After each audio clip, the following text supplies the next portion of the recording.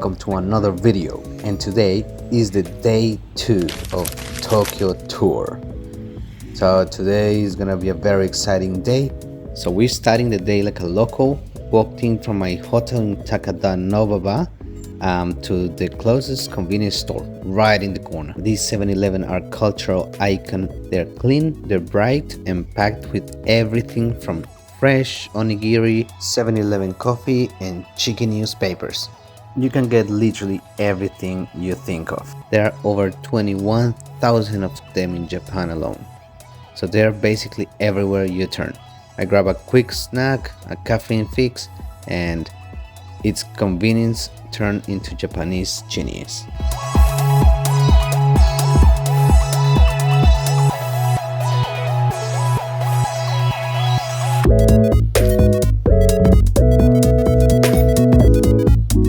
After a quick snack, we went to the train station and we went straight to Harajuku. It's just a couple stops, but it's like stepping out of a time machine.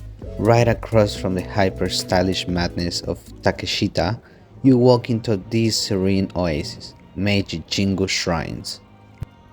Just walking through the massive torii gates feels like stepping out of the city and into another world. It's peaceful, quiet, and surrounded by forest. But what really grabs your attention are the rows of sake barrels, known as kasaridaru. They are not just for decoration. They are donated by sake brewers from all over Japan as a symbol of respect and celebration for the gods. And right across from them, you will see rows of French wine barrels. These came as a gift from wineries in Burgundy, showing the friendship between France and Japan. Together, the sake and the wine barrels show how tradition and international culture blends at Meiji Jingu. It's a beautiful reminder of how Japan keeps its heritage alive while staying connected.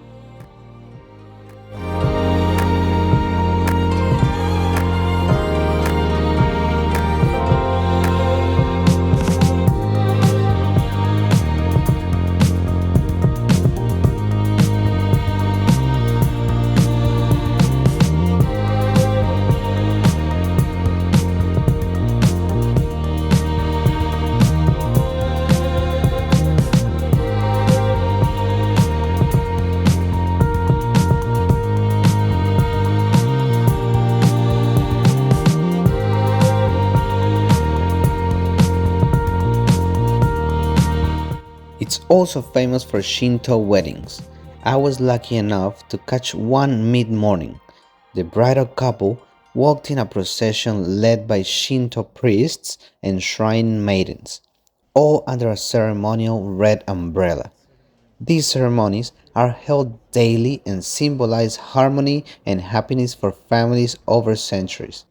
If you, first-time visitor, wonder, did I just get lucky spotting a wedding? Yeah, you're witnessing living tradition, not a coincidence.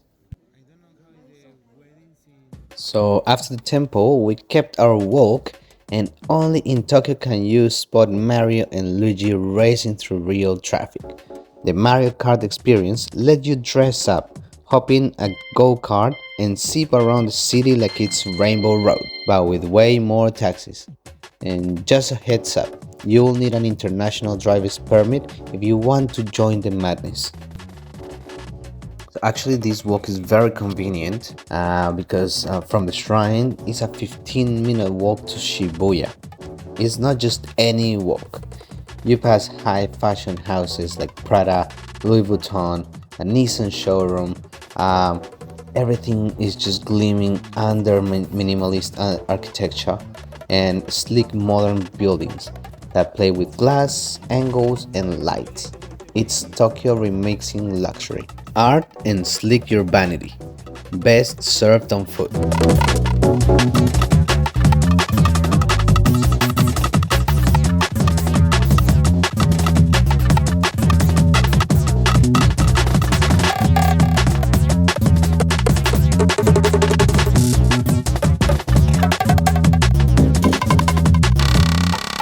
So walking through Tokyo towards Shibuya, you can't help but notice how spotless the streets are.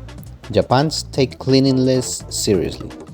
You'll hardly find a single piece of trash, even though public bins are rare. The architecture along the way is a mix of ultra-modern glass towers and beautifully designed brand stores, making the walk feel like strolling through open-air gallery. And trust me, in Japan, you'll be walking a lot, so bring good shoes because exploring here is best done on foot.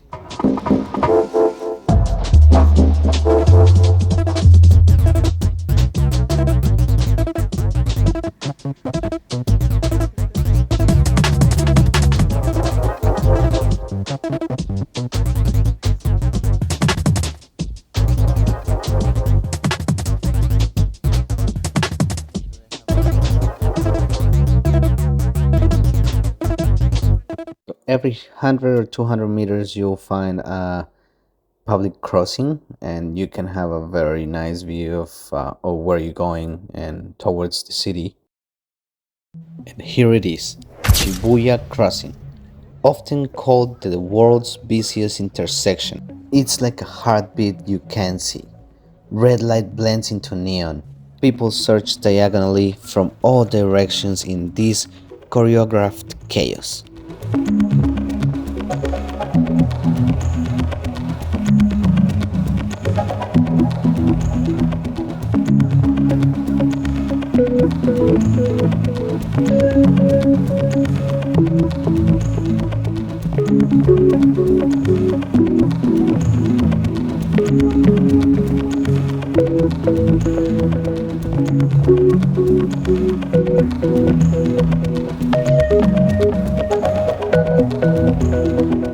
Right across, you have the legendary Hachiko Statue, symbol of loyalty and one of Japan's most beloved meeting spots.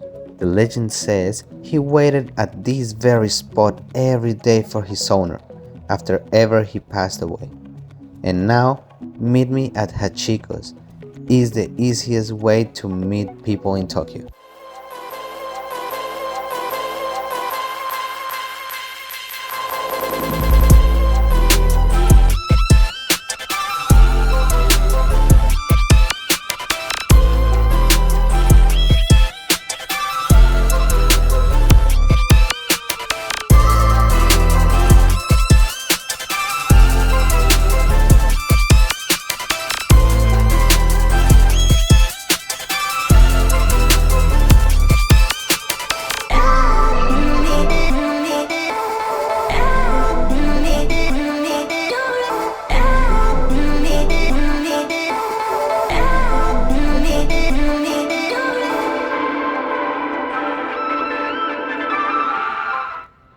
And if you guys are looking for a good tourist guide, I recommend you Daniel. Daniel is a good friend of mine and he's well experienced in Japan. He's budget friendly and he speaks Spanish and English. I'm sure he's gonna help you out in Japan.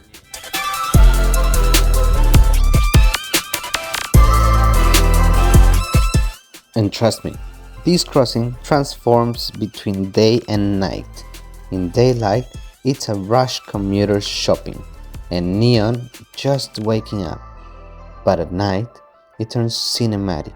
Neon glows, energy surges, and the entire scene pulses like a live movie. Do both. You'll get two totally different Tokyo chapters in one spot.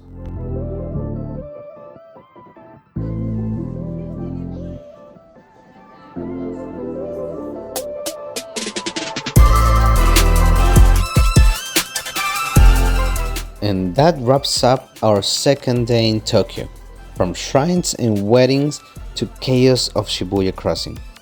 If you missed day 1, make sure to check it out. That's where I show you the hotel we stayed in, the Vessel Inn in Takadanobaba, plus our very first steps exploring the city.